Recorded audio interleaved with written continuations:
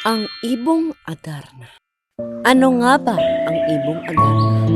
Ang Ibong Adarna ay isang mahalagang epikong Pilipino na nagsasalaysay ng pakikipagsapalaran ng tatlong prinsipe upang hanapin ang misteryosong ibon na may kapangyarihang gumaling ng kanilang ama, ang hari. Ang patas at struktura. Ito ay may sukat na 4 taludtod bawat saknong at 8 pantig bawat taludtod na may isahang tugma, mga tauhan at kanilang mga katangian. 1. Ibong Adarna.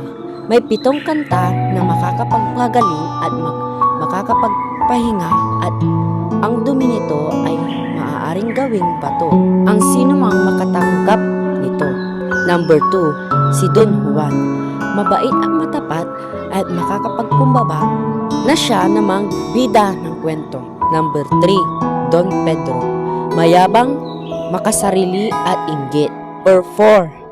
Don Pedro. Sunod-sunuran sa kanyang kapatid na si Don Pedro, Haring Fernando at Reyna Valeriana.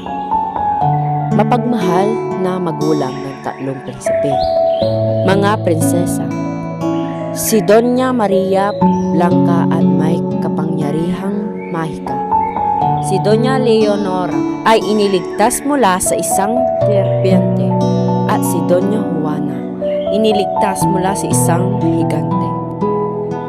Buod ng kwento, Haring Fernando ng Berbanya ay nagkasakit at tanging lunas ay ang awit ng Ibong Adarna sa bundok Tabor. Ang dalawang nakakatandang prinsipe niyang sina Don Pedro at Don Diego ay naging bato matapos mapatakan ng dumi ng ibon.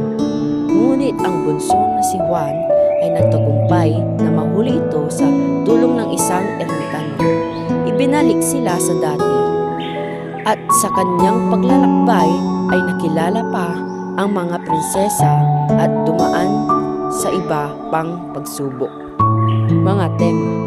Ito ay naglalaman ng mga aral tungkol sa kabutihan, katapatan, pagkakapatiran at ang kahalagan ng pagpapatawad.